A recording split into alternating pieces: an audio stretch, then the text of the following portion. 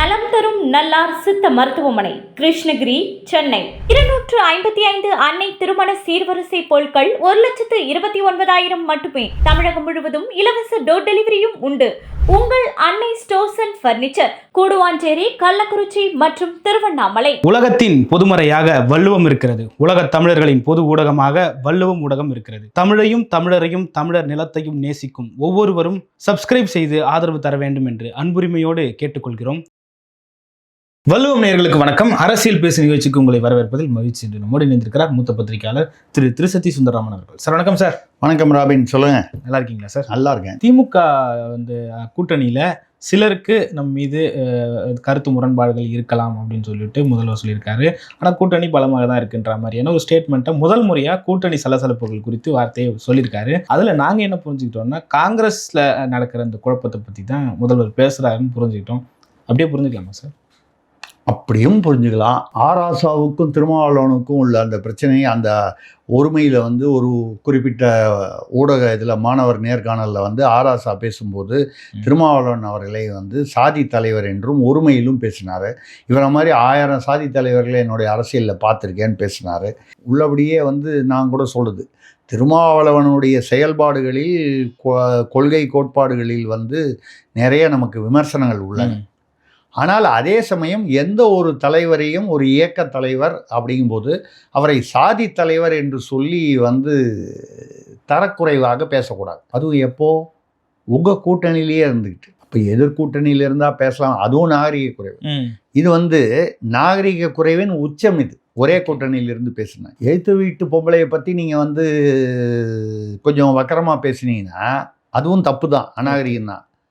உங்கள் வீட்டில் உள்ள உங்கள் சகோதரி, உங்கள் தாயார், உங்கள் மகள், இவங்களை பற்றியே நீங்கள் வக்கரமாக அசிங்கமாக பேசுனீங்கன்னா அது எவ்வளோ மோசம். அந்த வகையில் திருமாவளவனை சாதி தலைவர் என்று பெயர் யாரோ ஒரு மாணவர் கேள்வி கேட்குறாரு வேங்கை வயல் பற்றி.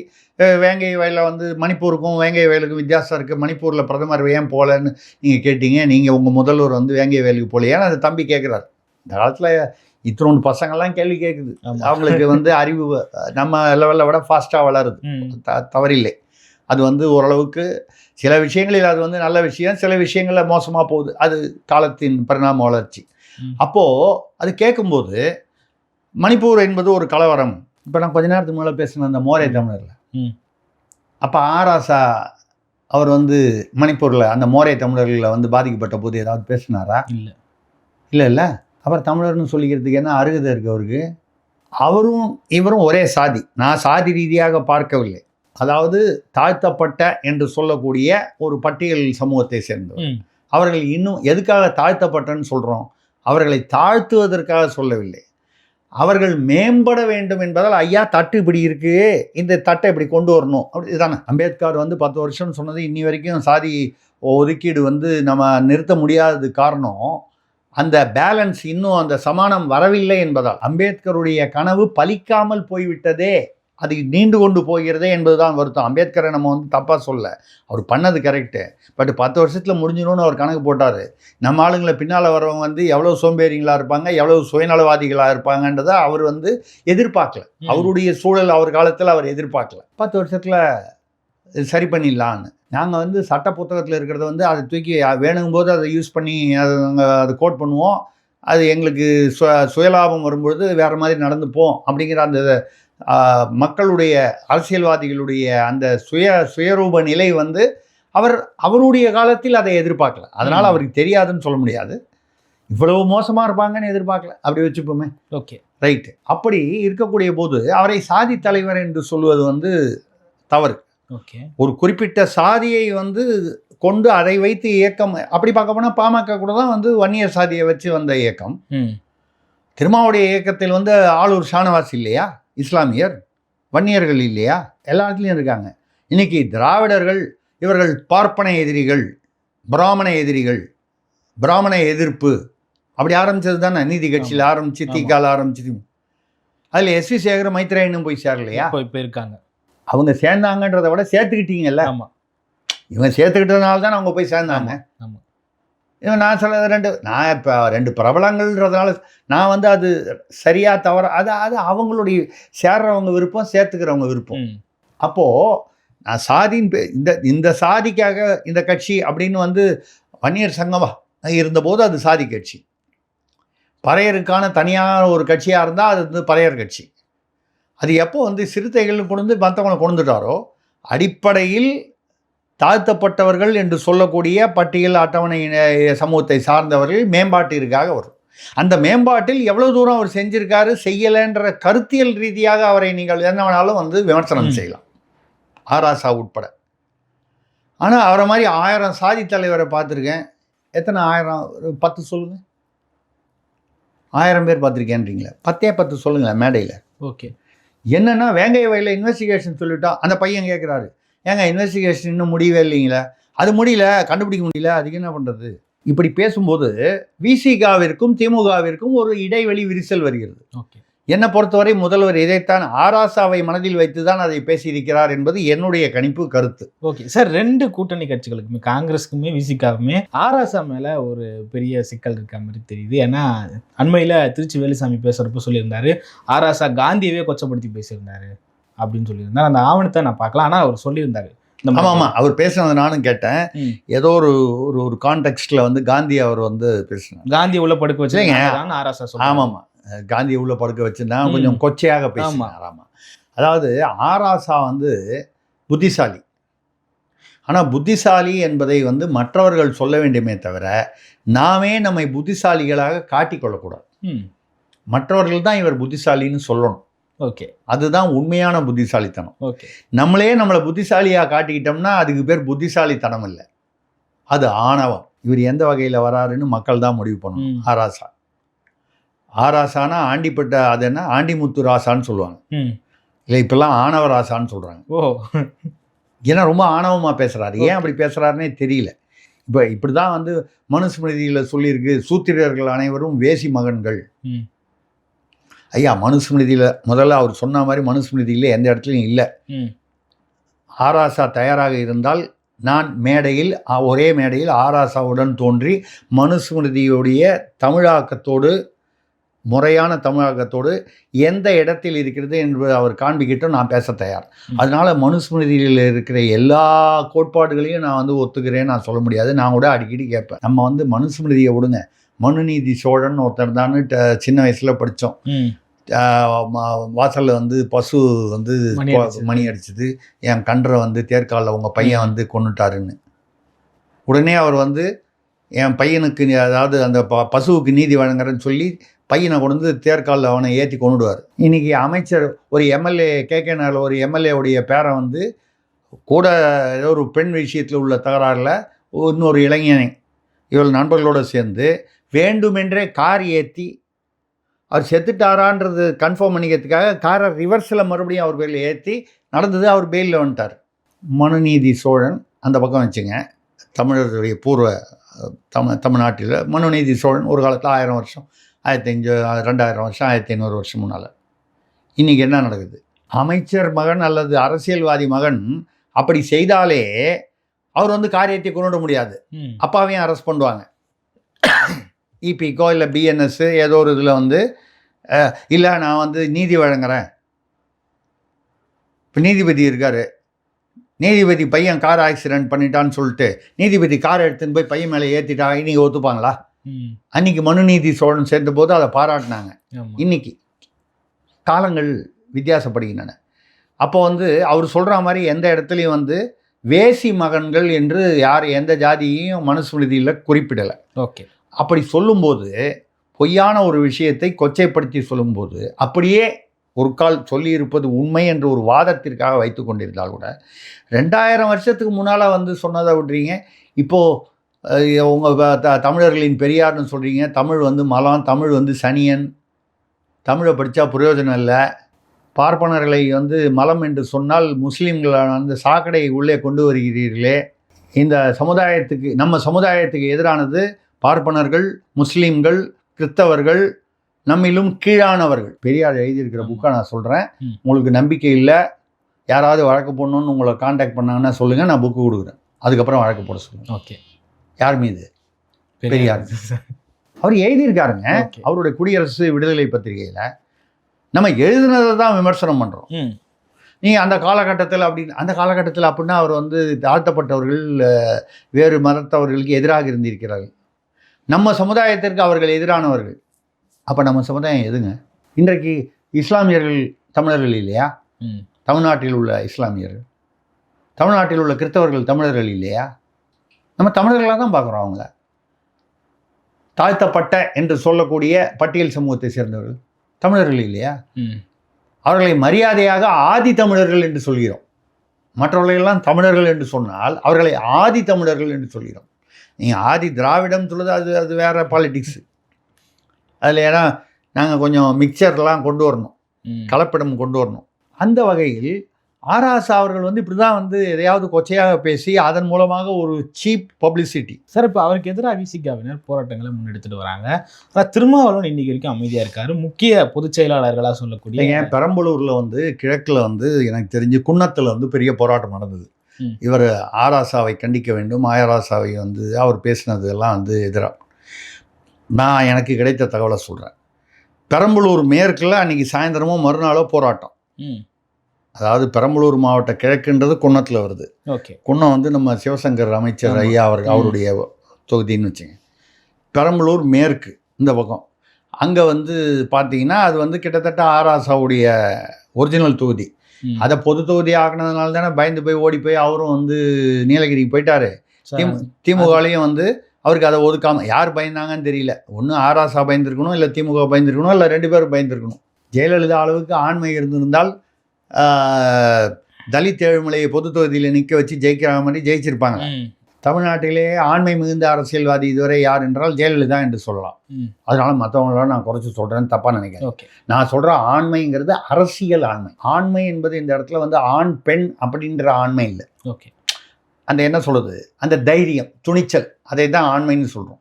நம்ம கூட இப்போ வீட்டில் சொல்லும்போது சொல்லுவோம், இருட்டில் வெளியே போனோன்னா என்னடா ராத்திரி அம்மா ராத்திரி 10 மணிக்கு மேலே ஆச்சுமா, இருட்டில் போனோம்மா, என்னடா ஆம்பளையா வந்துக்கிட்டு நீ ராத்திரி 10 மணிக்கு வெளியே போகிறதுக்கு பயப்படுற. அப்போ அந்த ஆண்மைன்றது அந்த இடத்துல வந்து ஒரு ஆண் பெண்ணுங்கிற பாலினத்தை குறிப்பிடவில்லை, தைரியம் துணிச்சலை சொல்லியது. என்னடா அவனுக்கு துணிச்சல் இல்லை. அந்த வகையில் அரசியல் ஆண்மை கொண்டவர் அவர். தலித் ஏழுமலையை கொண்டாரு, தனபாலை வந்து சபாநாயகராக்கி அருந்ததியரை வந்து அழகு பார்த்தார், மரியாதை கொடுக்க வைத்தார் அவருக்கு. ஏனென்னால் நீங்கள் அந்த மாதிரி வந்து நீங்கள் வந்து தாழ்த்தப்பட்டவர்களை மேலே தூக்கி விடலைன்னா பரவாயில்ல, அட்லீஸ்ட் இந்த மாதிரி வந்து ஒரு சாதிக்குள்ளேயே அந்த மாதிரிலாம் பேசி இப்போ நம்ம சொன்னது வந்து அதைத்தான் முதல்வர் வருத்தப்பட்டு அவர் தான் ஏற்கனவே சொல்லிட்டாருங்க. 2 ஆட்சிக்கு வந்த புதுசுலேயே சொல்லிட்டாரு, எனக்கு தூங்கவே முடியல, விடிகாலையில் தூக்கமே வரல, ஒரு நாள் ஒரு அமைச்சர் ஏதாவது நிர்வாகி எதையாவது பேசி தொலைகிறாங்க, இதுவே எனக்கு தூக்கம் வரலன்னாரு. அன்றைக்கி தூங்காமல் தவிக்கிறவர் இன்னி வரைக்கும் அவருக்கு தூக்கம் வந்துருக்கிறதுக்கு வாய்ப்பு இல்லை. ஏன்னா தொடர்ந்து ஆளுக்கு ஆள் பேசிட்டு இருக்காங்க. அதை மீறி தான் அவர் வந்து அதை கட்டுப்படுத்துவதற்காகத்தான் வந்து நீங்கள் சொன்னது சொல்லியிருக்கார். காங்கிரஸுக்காக சொன்னார் நீங்கள் சொல்கிறீங்க, இல்லை ஆராசாவுக்காக சொன்னார் நான் சொல்கிறேன். ஆக மொத்தம் நிர்வாகிகள் வாய்ப்போட்டு போடுங்கள் சொல்கிறார். என்னை பொறுத்தவரை முதல்வர் கூற்று ஏற்றுக்கொள்ளணும்.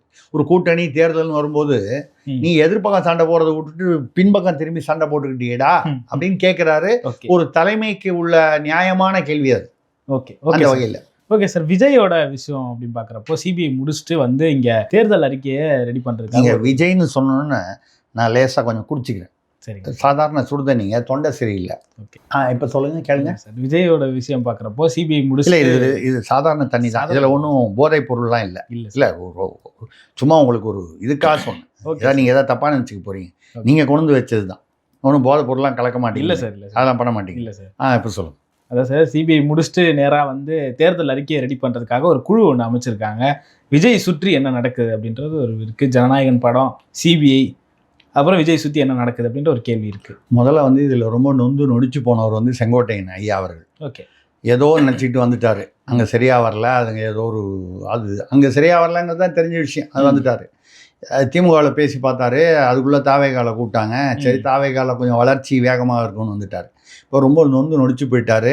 வைத்திலிங்கத்தையும் வாவான்னு கூப்பிட்டு இருந்தார். அவர் வந்து கொஞ்சம் யோசனை பண்ணார். திடீர்னு இவர் நீ எனக்கே இங்கே உரிய மரியாதை தரப்படவில்லை, நீ வரவேணான்னு சொன்னதுனால வைத்திலிங்க ஐயா அவர்கள் வந்து அவருடைய ஆதரவாளர்களோட திமுகவில் சேர்றதா இன்றைக்கி செய்தி வந்துருச்சு. அநேகமாக இன்றைக்கி சேர்றாரு, இன்றைக்கி நாளைக்கே சேர்றாரு. ரைட்டு யாரும் சேர்ந்துட்டு போகிறாங்க. வைத்திலிங்கம் வந்ததுனால திமுக வந்து பிச்சுக்கிட்டு அப்படியே ஓகோன்னு போயிடணும். வைத்திலிங்கம் இல்லாமல் அந்த பக்கம் வந்து இப்போ வைத்திலிங்கம் யார் பக்கம் இருந்தார்? ஓபிஎஸ் பக்கம் இருந்தார்.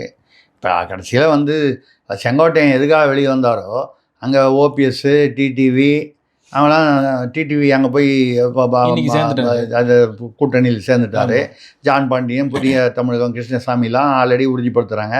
தேமுதிகவில் திடீர்னு பாஜகவில் பேசும்போது எங்களுக்கு ஒரு மத்திய அமைச்சர் வேணும்னு கேட்டாங்க. மத்திய அமைச்சர்? ஆமாம். கிட்டத்தட்ட பியூஷ் கோயல் வந்து மயக்கம் போட்டு அவரை வந்து 4 பேர் பிடிச்சி தூக்கிட்டு போகிற லெவலில் வந்து அவர் ஆயிட்டார். தேமுதிகவில் வந்து எவ்வளோ சீட்டு வேணும்னு கேட்பாங்க. அதில் ஏதோ முன்ன பேசலான்றதுக்காக வந்தார். எங்களுக்கு மத்திய அமைச்சர் வேணும்னு கேட்டாங்க. மத்திய அமைச்சர் வர அளவுக்கு அங்கே என்ன வாக்கு வங்கி இருக்குது விஜயகாந்த் இல்லாத சமயத்துலன்னு தெரியல. சரி, அவங்களுக்கு ஆசையாக இருக்குது, கேட்டிருப்பாங்க. விஜய் பிரபாகரன் வந்து ஒரு அமைச்சர் ஆகணும், இல்லை வந்து சுதீஷ் அமைச்சர் ஆகணும்னு அவங்க குடும்பத்தில் எங்கே போனாலும் அந்த வாரிசு அரசியல்னு வைங்க. தேமுதிகவில் பாச்சார்த்தி கொடுத்துருவாங்களா? விஜயகாந்துக்கு கூடவே பிஏவாக இருந்தார், விருகம்பாக்கத்தில் எம்எல்ஏவாக இருந்தார். பாச்சார்த்தினா ஒரு உதாரணத்துக்காக சொல்கிறேன், அவர் தான் இல்லை பொதுவாக. அது ஏன் வந்து தம்பிக்கு தான் கொடுக்கணும், இல்லை பிள்ளைக்கு தான் கொடுக்கணும்? எங்கே போனாலும் குடும்ப நலம்தான். அன்றைக்கி ஐயா கருணாநிதி போய் சோனியா கிட்ட கெஞ்சி கேட்டு என் பையனுக்கு கொடுங்கன்னு சொல்லி கேட்டதுலேருந்து பார்த்தீங்கன்னா இதில் கட்சிகள் மாறுகின்றன, கட்சிகள் மாறினாலும் காட்சிகள் மாறுவதில்லை. அதுவும் வாரிசு அரசியலில். அந்த வகையில் கூட்டணியில் இருக்கும் பொழுது இந்த மாதிரி செங்கோட்டையன் அவர்கள் வந்து ரொம்ப வருத்தத்தில் இருக்கார். ஏதோ நான் வந்து ஆலோசனை கூட்டத்தில் வந்து பேசும்போது நான் வந்து இந்த சிபிஐலாம் எப்படி அதை எதிர்கொள்ளணும், அவர் விஜயுடைய பெயரை வந்து குற்றாரிக்க அதில் வந்து எஃப்ஐஆரில் சேர்க்குறாங்க அப்படின்னு செய்தி வருது. ஏன்னா நம்ம முன்னாலேயே இது பேசியிருக்கோம். ஆதவர்ஜுனா, ஒரு புஷி ஆனந்து, நிர்மல் குமார் இவர்கள் பெயரை வந்து அந்த மதியழகன், அந்த மாவட்ட பார்த்திபனா யாரோ 2 பேர், மதியழகன் அவர் அந்த மாவட்ட செயலாளர், அவங்க பேரெல்லாம் நீங்கள் வந்து நிர்வாகிகள் என்ற முறையில் அவங்க என்ன 41 பேரை கத்தி எடுத்து குத்திட்டு வந்துட்டாங்களா? இல்லை. அவர்களுடைய மரணத்திற்கு காரணமானது கவனமின்மை. இவர்கள் ஒன்றும் சரி பண்ணி இவங்க கட்சிக்காரங்களே கொண்டுட்டு போகிறது இல்லை, பைத்தியமா அவங்க. ஆனாலும் அது வந்து சட்டப்படி குற்றம், கவனமின்மையும் ஒரு வகை குற்றம் அப்படின்னு தான் அந்த விசாரணை தான் சிபிஐயில் விசாரணை. அதில் விஜயின் பெயர் வந்து நிச்சயமாக சேர்க்கப்படுகிறது அப்படிங்கிறது இப்போ உள்ள செய்திகள். என்னை பொறுத்தவரை நான் ஆரம்பத்துலேன்னு சொல்லிகிட்டு இருக்கேன், ஆதவர்ஜுனா தப்பு பண்ணார், இவரது நிர்வாகிகள் மற்றவங்க தப்பு பண்ணாங்கன்னு சொன்னால் அப்போ விஜயும் அதில் வரணும். ஓகே, தலைவராக இருக்கும்போது அவருக்கு தெரியாமல் எப்படி நடந்திருக்க முடியும்? அவர் வேணால் எனக்கு தெரியாதுங்க, அவர் கேட்டதுக்கு பதில் சொல்லியிருக்காரு, தாமதமாக வந்தீங்களாமே எவ்வளோ மணி நேரம்னு. இல்லைங்க, நான் கரெக்டாக தான் வந்திருக்கேன்னு. இல்லை தாமதமாக, ஏன்னா நீங்கள் வரீங்கன்னு இத்தனை மணிக்கு உங்கள் நிர்வாகிகள்லாம் போட்டுங்க, அது எனக்கு தெரியாது. உங்களுக்கு அடுத்த நிர்வாகிகள், உங்களுக்கு அடுத்த நிலையில் இருப்பவர்கள் என்ன வந்து மக்களுக்கு தெரிவிக்கிறார்கள் என்பதை வந்து நீங்கள் அறியாத போது, ஒரு அறியாத தலைவராக, அதுக்கு தமிழில் வேறு ஒரு வார்த்தை இருக்குது, அறியாமை. அறியாமல் இருப்பது வேறு, அறியாமை வேறு. ரெண்டும் பார்க்குறதுக்கு ஒரே மாதிரி இருக்கும். இந்த அறியாமைங்கிறது கொஞ்சம் முழுங்கிறது கஷ்டமான வார்த்தை. அந்த அந்த உங்களுடைய தலைவர் தகுதிக்கு அது பொருந்துமா என்று கேட்டால் அதுக்கப்புறம் உங்களோட தலைமை பண்பே வந்து கேள்விக்குறியாகி விடுகிறது. உங்களுக்கு அடுத்து இருக்கிறவன் ட்விட்டரில் என்ன போடுறான், என்ன மக்கள்கிட்ட தெரிவிக்கிறான்னு சொன்னால், அப்போ உங்களுக்கு என்னுடைய உயிர் மக்கள் இவங்க, உங்களை எண்ணி பிரிக்கவே முடியாது தொண்டரில். அப்படின்னா இப்போ என்ன சொல்கிறீங்க, சிபிஐயில் போய் புஷி ஆனந்த் தான் பிரிக்கிறாரு, நிர்மல்குமார் தான் பிரிக்கிறாரு, அருண்ராஜ் தான் பிரிக்கிறாரு, ஆதவர்ஜுனா தான் பிரிக்கிறாருன்னு சொல்கிறீங்களா? அப்புறம் ஏன் அவங்கள சுற்றி வச்சுருக்கீங்க? வந்த செங்கோட்டைன்னு ஓரம் கட்டிட்டீங்க. அவர் வந்து மாவட்ட செயலாளருக்கு ஃபோன் பண்ணால் புஷி ஆனந்த் சொல்லாமல் மாவட்ட செயலாளர் ஃபோனே எடுக்க மாட்டேங்கிறாரு.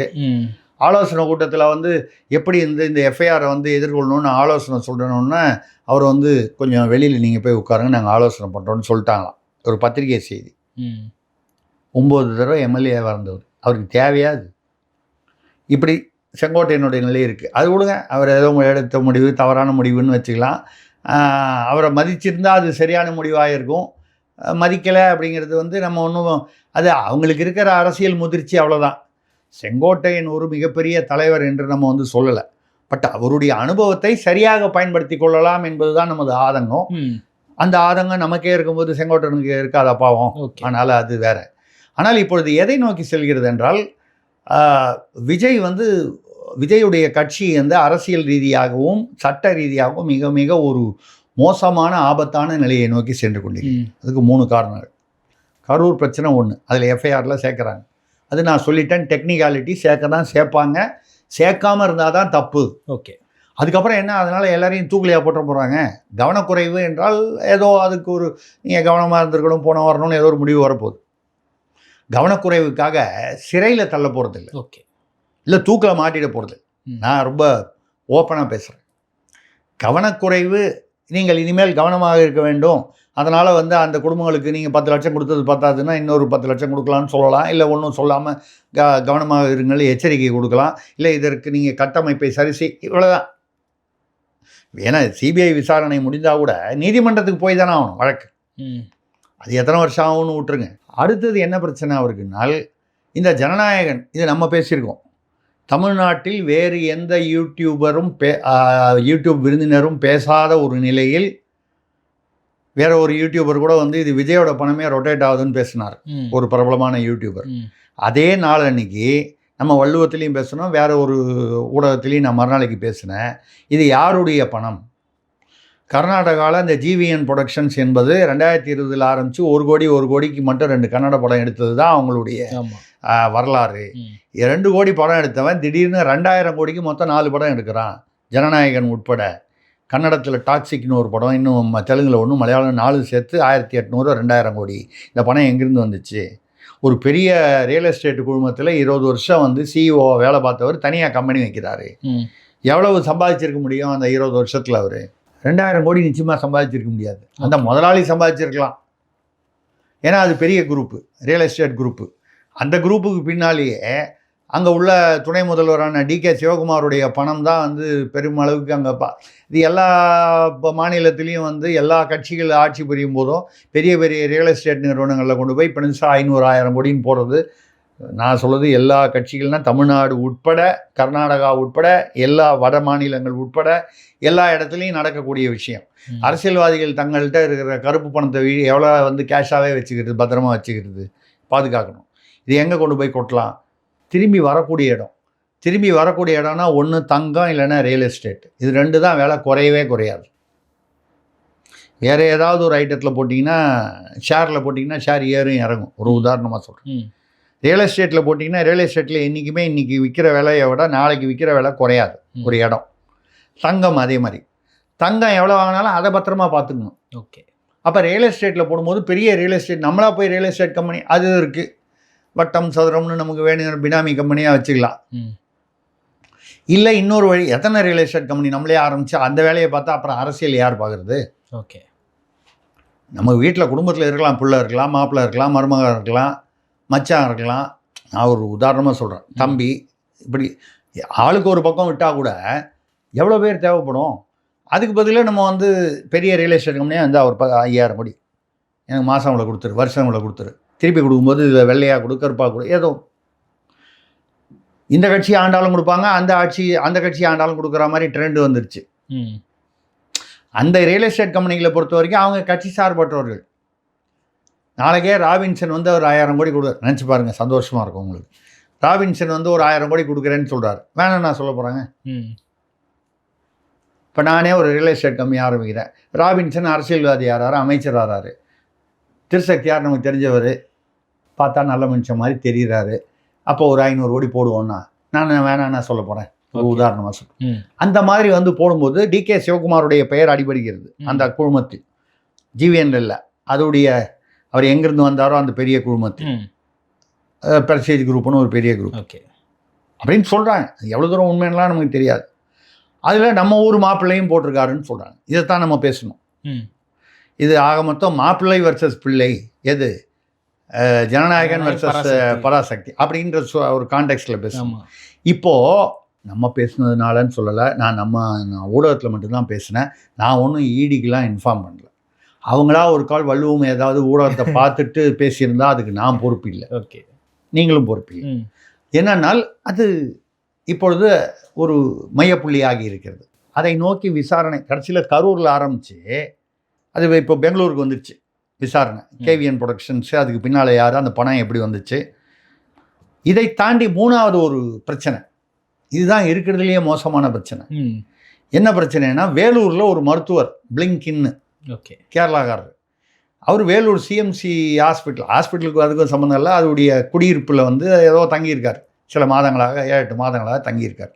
அதிகமாக வாடகைக்கு விட்டுருப்பாங்க, இல்லை வேறு யார் பேர்லையாவது வாடகை எடுத்துகிட்டு கூட அவர் வந்து தெரிஞ்சவங்கன்னு இருந்திருக்கலாம், எதாவது தெரியல. அது இடி வந்து அவங்களுக்கு சில லீட்ஸ் வரும். எங்கேயாவது ஒரு இடத்துல ஒரு பண பரிமாற்றம்னு போகும்போது அங்கேருந்து அந்த வாட்ஸ்அப்பில் வர்றது செய்தி, அங்கே வந்து ஏதோ ஒரு இமெயிலு, ஒரு ஃபோன் காலு, இதை வச்சுக்கிட்டு அப்படியே இந்த உள்ள அப்படியே வருவாங்க. அப்படி வரும்பொழுது தான் இந்த பிளிங்கினுக்கு வந்துருச்சு. பிளிங்கின் வீட்டை ரெய்டு பண்ணியிருக்காங்க. சிஎம்சி வெள்ளூருடைய சிஎம்சி நிறுவனத்திற்கு சம்மந்தம் இல்லை, ஆஸ்பத்திரி நிர்வாகத்துக்கு சம்மந்தம் இல்லை, அந்த குடியிருப்பில் இருந்தார். அது எங்கே இருந்தார்னா அந்த இடத்துக்கு வந்து பண்ணால் ஒரு 10 கிராம் மெட்ஸு ஜாஃபர் சாதிக் விற்றாரா இல்லை யார் விற்றாங்கன்னு நமக்கு தெரியல. யாரோ விற்றுருக்காங்க, அவர் வாங்கியிருக்காரு, ரைட்டு, அது வச்சுருந்தார். அதுக்கப்புறம் எவ்வளோ கிலோ வந்து உயர் ரக கஞ்சா. வாழ்க்கையில் நானும் இந்த வயசில் வந்து கஞ்சானா ஒரே ஒரு வகை தான் நினச்சிட்டு இருந்தேன். கஞ்சாலேயே நிறையா வந்து வகை இருக்குது. அதில் உயர் ரகம், தாழ் ரகம், நடு ரகம்லாம் இருக்குது போல இருக்கு. இதெல்லாம் தெரிஞ்சுக்கிறதுக்கு முன்னாலேயே நமக்கு வயசாயிடுச்சு. இனிமேல் தெரிஞ்சுக்கிறதுல புரோஜனம் இல்லை. சரி, ரைட்டு. அந்த கஞ்சா உயர் ரக கஞ்சா வந்து பிடிச்சிருக்காங்க. அதை எடுத்துகிட்டு ஈடி வந்து அதை காவல்துறையில் பதிவு பண்ணணும்ல. அங்கே வேலூரில் ஒரு காவல் நிலையமாக 3 காவல்துறையில் அலைஞ்சிருக்காங்க. இதெல்லாம் பத்திரிகை செய்தி. ஏங்க நம்ம ஆளு எப்படிங்க திராவிட மாடல் ஆட்சி, 0 கஞ்சா மாசு சொல்லியிருக்காரா இல்லை? 0 கஞ்சா இருக்கும்போது கஞ்சா பிடிச்சிருக்கேன்னு சொன்னால் எப்படிங்க அந்த கேஸ் போடுறது? அமைச்சருக்கு எதிராக கேஸ் போடலாமா? காவல்துறை வந்து அமைச்சருக்கு எதிராகவோ முதல்வர் சொல்வதற்கு எதிராகவோ நடந்து கொள்ளலாமா? மக்கள் முக்கியமா, ஆட்சியாளர்கள் முக்கியமா காவல்துறைக்கு? இல்லையா? மேலே இருக்கிறவங்க தான் முக்கியம், அவங்க சொல்கிறது தான் முக்கியம். மக்கள் நாசமாகி போகட்டும் இந்நாடு. நான் பண்ண மாட்டேன், நீ பண்ண மாட்டேன்னு 3 ஸ்டேஷனில் அலைய விட்டு கடைசியில் அது பெருசாகிடுச்சு.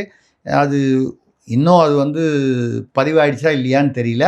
ஆனால் இடி வந்து அதை அதுக்கான நடவடிக்கைகள் எடுக்க ஆரம்பிச்சிட்டாங்க. அந்த வழக்கை விட்டுருங்க, அது எங்கே போகுதுன்னு அது விட்டுருங்க. எஃப்ஐஆர் போடுறாங்க, போடலை, எந்த ஸ்டேஷனில் போடுறாங்க, அதெல்லாம் வந்து ப்ரொசீஜர்.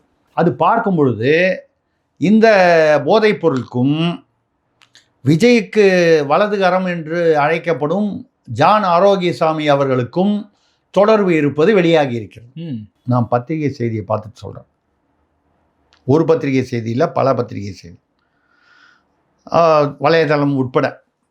ஜான் ஆரோக்கியசாமிக்கு அந்த போதைப்பொருள் பணத்துடன், போதைப்பொருளுடனா என்று தெரியவில்லை, அந்த போதைப்பொருள் தொடர்பான பணம் உங்களுக்கு அவங்க ஈடி உள்ள வருது. போதைப்பொருளுக்காக தேடி வர்றது வந்து நர்கோட்டிக்ஸ் பியூரோ தான் வரும், அதுக்குன்னு தனியாக இருக்குது.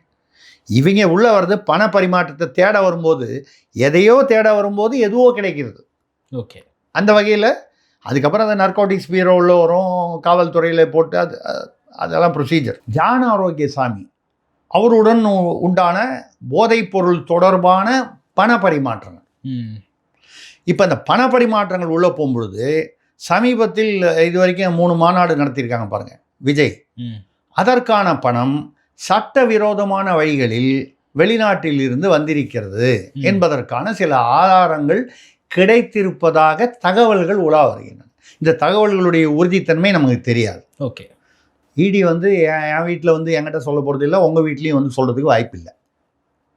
இடி அப்படி வெளிப்படையாக அறிக்கை கொடுக்க மாட்டாங்க.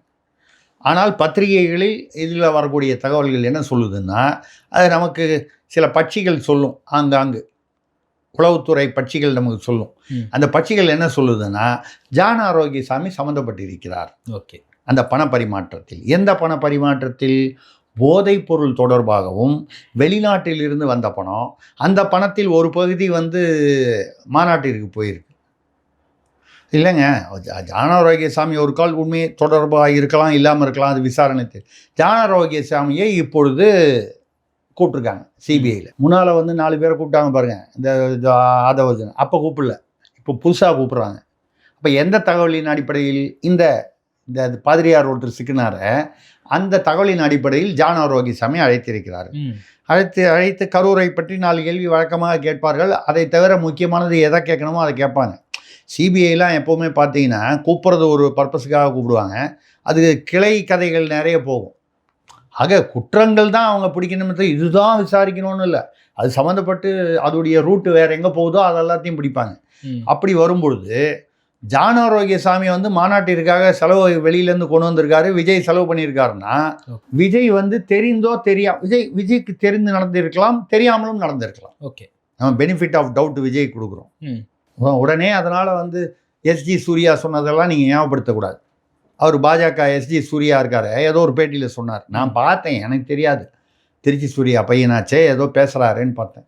விஜய் சாயந்தரம் 6 மணிக்கு மேலே வெளியே வர மாட்டார், வர சொல்லுங்க பார்ப்போம் அப்படின்னாரு. அவருக்கு விஜய் தெரிந்த அளவுக்கு நமக்கு தெரியாமல் இருக்கலாம். நமக்கு அதில் நம்ம ஏங்க அதுக்குள்ளே போய் நமக்கு என்னத்துக்கு, நம்ம சும்மா இந்த சாதாரண தனியை குடிப்போம், அவ்வளோதான்.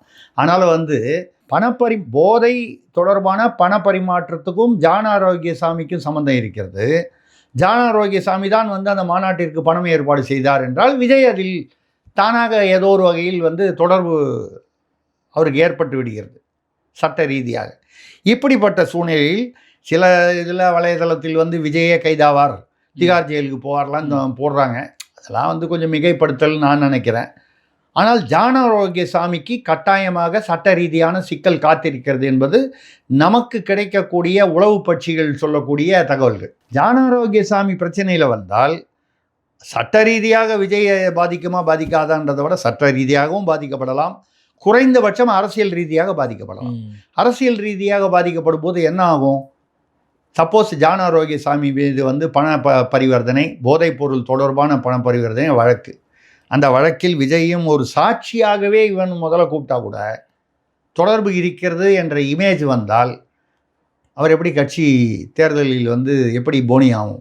அவர் பேர் இந்த கரூரில் மட்டும் இல்லாமல் இந்த ஜான ஆரோக்கியசாமி இந்த பிளிங்கின் தொடர்பான வழக்கிலும் அவர் வந்து ஒரு A16 A17 எதிரி, அதாவது அக்யூஸ்ட் அப்படின்னு வர ஒரு நிலைமையை வந்ததுனால் அவர் எப்படி கட்சி நடத்துவார்? தேர்தலில் நிற்பதற்கு எப்படி அவருக்கு வந்து தகுதி?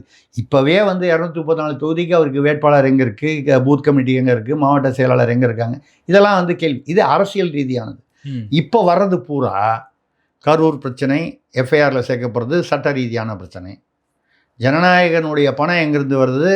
சட்டம், பிளாக் மணி, அவாலா, சட்டவிரோதமாக ஃபெரா. நீங்கள் அந்நிய செலாவணி இதுக்கு தெரியாமல் வந்ததுன்னா அது ஃபெமான்னு ஒரு வழக்கு, முன்னால் ஃபெரா, இப்போ அதுக்கு பேர் FEMA, foreign exchange management act. அதெல்லாம் ரொம்ப கடுமையான சட்டங்கள். 3வது இப்போ போதைப்பொருள். எல்லா விதமான ரொம்ப அபாயகரமான ஆழமான சிக்கல்களில் விஜய் வந்து அவர் சிக்கிவிட்டார் என்று சொல்லுவதை விட அவரை சுற்றி உள்ளவர்கள் அவரை சிக்க வைத்து விட்டார்களோ அப்படிங்கிற மாதிரி ஒரு கேள்விகள், தகவல்கள் வருகின்றன. அப்படி வரும்பொழுது தாவேகா இந்த தேர்தலில் நிற்க முடியுமா, நிற்க விரும்புமா, நிற்கும் நிலையில் இருக்குமா? மக்கள் அந்த இமேஜ் தானேங்க. ஓகே, என்னங்க விஜய் கட்சி வந்து இந்த போதை இதெல்லாம் சம்மந்தமாமே வெளிநாட்டிலேருந்து பணம் வந்து இப்படி ஒரு இமேஜ். ஏன்னா விஜயை வச்சு தான் அங்கே கட்சி. ஆதவர்ஜுனாவை வச்சோ, புஷியை வச்சோ, இன்றைக்கி போன செங்கோட்டையனை வச்சோ வாக்கு வங்கி இல்லை. விஜய் முகத்துக்காக தான். அந்த முகத்துக்கு, அந்த இமேஜுக்கு ஒரு டேமேஜ் என்று வந்தால் அது அரசியலில் வேண்டாத விளைவுகளை உண்டாக்கும். ஓகே, இதுதான் இன்றைய நிலை. இதில் வந்து விஜய் வந்து நிரபராதி, அவருக்கு தொடர்பு இல்லை என்று கூட வரலாம். அவருக்கு கீழே ஒரு தவறு நடந்தால் அது அவருக்கு தெரிஞ்சுதான் நடக்கணும்னு அவசியம் இல்லை. அவருக்கு தெரியாமலே கூட நடந்திருக்கலாம். நான் பணம்லாம் ஏற்பாடு பண்ணிக்கிறேங்க, நான் பார்த்துக்கிறேங்கன்னு சொல்லும்போது அவரும் விஜயுமே அனுபவ முதிர்ச்சி ஒன்றும் இன்னும் வரல அவருக்கு. அரசியலில் சொல்கிறேன், அரசியல் அனுபவம் ஒன்றும் இல்லையே. அவர் என்ன தேர்தலில் நின்று இருக்காரா? கவுன்சிலர் தேர்தலில் கூட நிற்கலை.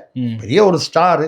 ஒரு கூட்டம் வருது. ஐயா கலைஞர் அவர்களே சொல்லலையா, 2011 2000 அப்போல்லாம் வந்து கூட்டம் வரதை பார்த்து ஏமாந்துட்டோமையா, நம்ம தமிழ்நாட்டு மக்கள் கூட்டத்தை வச்சு நம்ம வந்து ஜெயிச்சிருவோன்னு என்றைக்குமே நம்ம கணக்கு போட முடியாதுன்னு ஐயா கலைஞர் போன்ற ஒரு மூத்த அரசியல்வாதி, பழுத்த அரசியல்வாதியே கூட்டத்தை நம்ப முடியலையேன்னு ஆதங்கப்பட்டிருக்காருன்னா, அப்போ அந்த கூட்டம் வரதை வச்சு நீங்கள் வந்து எதையுமே பண்ண முடியாது.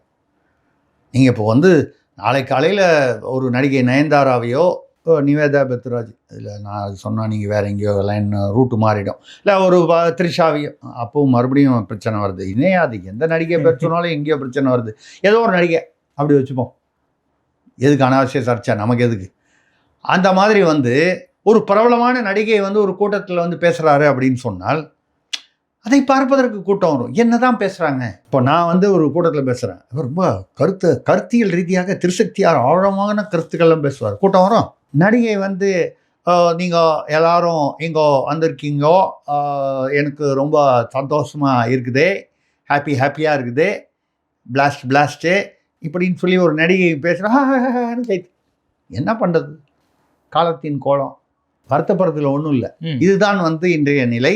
அப்போது விஜய் வந்து அடுத்த ஒரு 2 வாரங்களில் இந்த சட்ட ரீதியான விஷயங்கள் எப்படி வந்து அவர்கள் எந்த ரூபத்தில் வருகின்றன, அது பரிணாமம் கொள்கிறது என்பதை பொறுத்து விஜய் இந்த தேர்தலில் நிற்கப் போகிறாரா, விஜயுடைய கட்சி தாவேகா நிற்கப் போகிறதா, இல்லை கௌரவமாக துரைமுருகன் வந்து நான் தேர்தல் அரசியலிலிருந்து ஓய்வு பெறுகிறேன், நான் சொல்லிட்டாரு.